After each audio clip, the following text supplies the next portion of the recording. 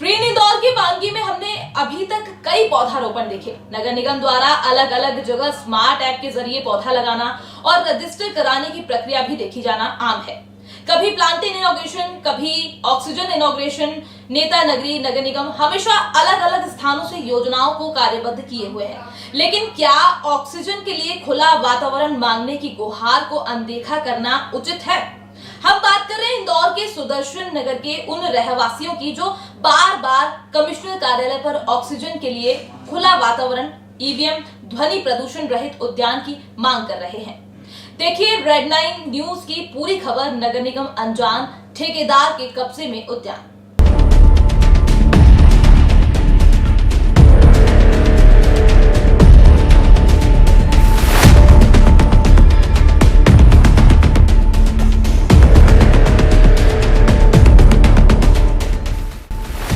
एक तरफ इंदौर स्मार्ट कहला रहा है, वहीं स्मार्ट इंदौर में पल रहे ठेकेदार इतने स्मार्टली निगम के ही उद्यान को अपने कब्जे में ले रहे हैं, इससे खुद निगम कमिश्नर अनजान है। अपनी समस्याओं से पटा कागज रहवासी बार बार निगम आयुक्त की टेबल पर पहुंचाए हुए हैं, लेकिन अब तक इस पर कोई कार्रवाई नहीं की गई। 80 से 90 साल तक के बुजुर्ग भी इस उद्यान की रोज की असामाजिक गतिविधियों से परेशान है, लेकिन कागजी आवेदन का नतीजा सिफर है। लगातार रेड 9 इन रहवासियों के संपर्क में है और जब हमने जाना कि आवेदन पर कोई सक्रियता नहीं है, तो वार्ड क्रमांक 80 के इस उद्यान को लेकर रहवासियों की समस्या जान के भी अनजान बनने वाले अधिकारियों और पार्षद से सवाल दागे कि अब तक क्षेत्रवासियों की समस्या का समाधान क्यों नहीं हुआ। तो आप भी जानिए जोन अधिकारी का इस मामले पर क्या कहना रहा। सबसे पहले तो मैं बताऊंगा कि 2 महीने पहले ही मैं यहाँ ज्वाइन किया हुआ था और मेरे पास 1 महीने पहले ही आए हुए थे खबर। तो यहाँ पर जो ऑलरेडी पहले से बना हुआ शेड है और यहाँ पर पहले क्या एक सेप्टिक टैंक था, तो उस सेप्टिक टैंक से बदबू आना, तमाम प्रकार की दिक्कतें होती थी। तो रहवासियों द्वारा यहाँ मांग की गई थी कि हमारा कनेक्शन ड्रेनेज से किया जाए, तो अपन ने इसका ड्रेनेज कनेक्शन कराया हुआ है। अब वर्तमान में जो सेप्टिक टैंक है उससे क्या है कि वो यूज़लेस है और वहाँ से क्या है अभी गैसेस वगैरह निकलती हैं तो बदबू वगैरह आती है। तो उसके लिए अपन इसको तोड़ के, इसको भर के यहाँ पर पेवरीकरण का काम करा रहे हैं। जब से मैंने ज्वाइन किया है ऑलरेडी पहले से जिस प्रकार से स्ट्रक्चर था वही स्ट्रक्चर है। अभी मेरे कार्यकाल में जो भी काम वहाँ पर चल रहा है वो सेप्टिक टैंक का चल रहा है, जो कि मैंने अभी बताया हुआ है। बाकी यहाँ पर किसी प्रकार की गतिविधियाँ जैसे संज्ञान में नहीं है कि लोग कुछ गलत काम करते हैं वहाँ पर या कुछ वैसा कुछ नहीं आया अभी मेरे पास। टेलीफोन के लिए 1-2 लोगों का मेरे पास फ़ोन आया था, बाकी ऐसी एप्लीकेशन मेरे पास कोई नहीं आई है अभी जोनल कार्यालय पर। जांच बैठेगी, हमारे आयुक्त महोदय अगर कुछ आदेश करेंगे तो हम डेफिनेटली उसकी जांच करेंगे। गार्डन में ऐसा कुछ नहीं, अभी तो सेप्टिक टैंक का काम चल रहा है, बाकी कुछ नहीं। अभी जो स्ट्रक्चर है वैसे ही रहेगा, हाँ एज इट इज रहेगा। बाकी निगम स्तर से कोई कार्रवाई नहीं है वहाँ पर। शेड और जालियों से बटा होने की बात कबूलने वाले अधिकारी किसी भी तरह के कम्युनिटी हॉल नुमा उद्यान के स्थान से अनजान है। आइए अब आपको दिखाते हैं वो रहवासी जो पहले और अब के उद्यान स्थल और उसकी गतिविधियों को मीडिया के समक्ष बता रहे हैं। ये मेरा घर है, मेरे घर के ठीक सामने, ये इधर आप देख रहे हैं मेरा निवास है। मेरे घर के ठीक सामने एक ओपन स्पेस हुआ करता था, ये आप जो अभी देख रहे हैं वर्तमान में।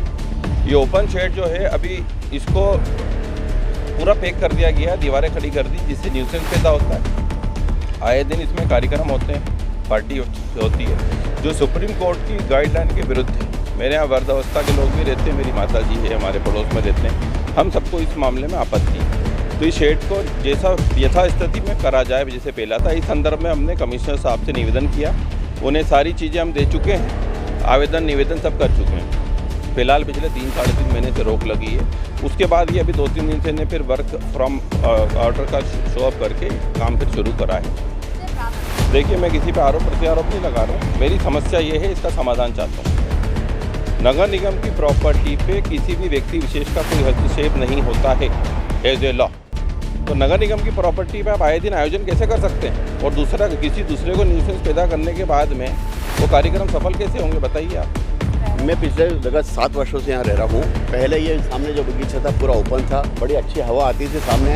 ये मकान इसीलिए खरीदा गया था, यहाँ पे जमीन ली थी कि सामने बगीचा है, ज़रा रहने वहने की अच्छी ताज़ी हवा मिलेगी।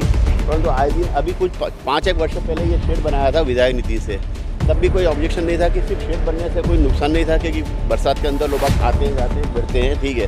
पिछले शाम जब अभी ये बगीचे का नवीनीकरण करा गया है, उस टाइम ये ऑब्जेक्शन भी लिया गया था कि शेड नहीं बने। यहाँ तो पहले सामने दीवार बनाने वाले थे, ये जो आपको दिख रहा है पूरा शेड, यहाँ पहले दीवार बन रही थी, इसका पूरा ऑब्जेक्शन लिया। फिर इस ऑब्जेक्शन के बाद इन्होंने कन्वर्ट करा पाइप के अंदर। पाइप के लिए भी हमने उनको रोका था, तो बोले नहीं ये तो चलो कम से कम बच्चों खेलने के लिए है, परंतु खेलने के लिए हिसाब से तो प्लान करा था। उसके बाद आए दिन क्या हुआ, सामने से भी इन्होंने कवर कर दिया, पीछे दीवार बना दी। हमारे बुजुर्ग मम्मी पापा जो रहते हैं उनको हवा नहीं मिलती। अभी कोरोना में बहुत दिक्कत हुई थी हवा के कारण भी। यहाँ सामने 2 अच्छे बड़े पेड़ थे, वो भी कट गए हैं, इसके हवा रुक गई थी पूरी। अभी यहाँ पे क्या होता है, प्रॉब्लम ये आ रही है कि आए दिन अब प्रोग्राम चालू हो गए जो कि साउंड पॉल्यूशन क्रिएट करते हैं। ये प्रोग्राम बच्चों के लिए खेलने के लिए हो तो ठीक है, या महिलाओं के लिए कोई पार्टी वार्टी होती छोटी मोटी, उसके लिए भी अलाउ नहीं था पहले भी। पहले हमारी महिला आके बैठ जाती थी, कभी भजन वजन कर लेती थी, बात अलग थी वो। अभी तो क्या जो प्रोफेशनल तरीके से जो प्लान हुआ इनका, धीरे से ये प्लानिंग में आ गया था, मालूम पड़ा था कि यहाँ पे कम्युनिटी हॉल ही बना दिया जाएगा। यदि इस टाइप से यदि कंस्ट्रक्शन हो, सामने वाला मकान हो, तो क्या क्वेश्चन होगी उसकी, हवा पानी तो पूरी रुक जाएगी। सामने आप जो देख रहे हैं नीला शेड है, इसके कारण तो पूरी लाइट रिफ्लेक्ट करती है घरों के अंदर। जब धूप पड़ती है इसके अंदर, इसकी रिफ्लेक्शन घरों में आती है। पहले सिंपल शेड था, ये सामने बना था, ये भी नहीं था इसके अंदर। तो अभी इसके कारण बड़ी तकलीफ हो रही है। हमने इनको रिक्वेस्ट भी करी हुई है, पर कोई अभी तक ऑब्जेक्शन नहीं हुआ। कमिश्नर साहब से भी इनको रिपोर्ट करी थी हमने, उन्होंने स्टे लगा रखा था, बोले इसको बाद में निराकरण करेंगे जब समस्या होगी तो। जब इस मामले पर रहवासियों की दी गई जानकारी को क्षेत्र के पार्षद बलराम वर्मा के समक्ष रेड लाइन में रखा, तो उन्होंने भी माना कि उद्यान और उद्यान में चलने वाली सभी गतिविधियां की सूचना उन्हें भी मिली है और रहवासियों के पक्ष में वे इस मामले को सक्रियता से ऊपर तक पहुंचाएंगे।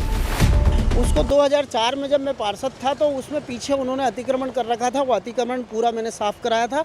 उसके बाद उस बगीचे को उमा शशि शर्मा जी ने जब 100 बगीचे लिए थे, उसमें भी उस बगीचे का मैंने विकास कार्य कराया था। और बाद में वहाँ पर जो है कि रहवासी संघ के चुनाव हुए और रहवासी संघ में शिरीष भागवत जी और दिनेश वर्मा जी, ये दोनों पदाधिकारी हैं। दिनेश वर्मा जी जो हैंगे वो हमारे नगर निगम के ठेकेदार भी हैंगे और ठेकेदारी कर रहे हैंगे। तो मैंने कल उनसे जब पूछा कि भाई बगीचे में क्या चल रहा है क्या नहीं चल रहा हैगा, तो उन्होंने मेरे को जानकारी ये दी हैगी कि बगीचे में हम योगा सेंटर के लिए और साथ में उसमें जिम के लिए हम वहाँ जगह बना रहेंगे और वहाँ मशीनें और इक्विपमेंट वगैरह ला के रखेंगे। लेकिन मुझे लगता हैगा कि अगर कवर कर रहे हैंगे तो गलत हैगा और उसके लिए कार्रवाई के लिए मैं तुरंत बोलूँगा, क्योंकि योगा और जिम के लिए जितनी ओपन स्पेस होती है भाई, अगर लगाना है कवर्ड ना करते हुए उसमें जालियां लगाई जाए और जाली लगा के जिम किया जा सकता है, बहुत अच्छे से किया जा सकता हैगा।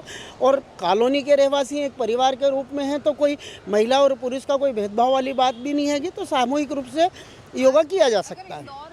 गार्डन्स बनाने का और उसको पे ताला लगा के चाबी अपने पास रखने का क्या? नहीं, कम्युनिटी हॉल तो वहाँ कभी भी नहीं बन पाएगा। सबसे पहली चीज़, अगर ऐसी कोई गतिविधि होती है तो मैं तुरंत रोकूंगा। और दूसरी चीज़ ये है कि ओपन जिम बनेगा और ओपन जिम के साथ सभी के लिए वो उपयोग में आएगा। हाँ, ताला लगाने की जहाँ तक बात हैगी तो एक समय समय पर जो रहवासी संघ सामूहिक रूप से बैठ के तय करेंगे कि उसका जो समय निश्चित हैगा कि भाई सुबह 6 से लेकर 10 बजे तक या 9 बजे तक जो भी समय वो तय करते हैं, शाम को 5 बजे से लेकर 7 बजे तक 8 बजे तक जो समय तय करते हैं, उस समय पे भी उसको खोला जाए और बंद किया जाएगा, तो निश्चित है कि उसकी देखरेख भी अच्छे से हो सकेगी और सुव्यवस्थित चल सकता है। वो बलराम वर्मा, पूर्व जल कार्य समिति प्रभारी।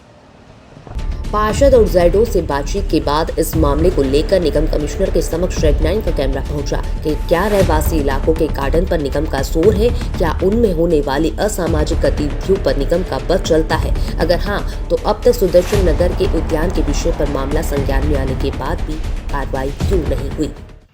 कहीं भी जहाँ गार्डन है, गार्डन बेसिकली पब्लिक प्रॉपर्टी है, पब्लिक इस्तेमाल के लिए है। कहीं भी ऐसा संज्ञान में आएगा जहाँ किसी ने गार्डन की ज़मीन पर या अन्य ज़मीन पे कब्जा किया हुआ है, उसको हम लोग सख्ती से हटाएंगे और सुदर्शन नगर का जो गार्डन है उसकी हम लोग जांच कर देते हैं। यूं तो नगर निगम के अंतर्गत 4000 गार्डन है, लेकिन सुचारू रूप से पब्लिक के लिए सदुपयोगी बनने वाले 2025 गार्डन ही है। इसका मतलब 1075 गार्डन ऐसे हाथों में जा चुके हैं जिन पर कब्जा हो चुका है और कब्जाधारी खुद ही निगम के वाहनों और पद का दुरुपयोग किए हुए हैं। जैसा कि पार्षद खुद बता रहे हैं, निगम के ठेकेदार ने ही उद्यान को अपने कब्जे में लेने के लिए अन्य लोगों के साथ राजनीति तय किए हुए है। अब देखना होगा क्या जैडो, पार्षद और निगमायुक्त तक चौथे स्तंभ की आवाज का कोई असर होता सकता है या अभी भी ये जिम्मेदार अपनी आंखों पर पट्टी बांधे रहेंगे? रेड 9 के लिए शताब्दी शर्मा की रिपोर्ट।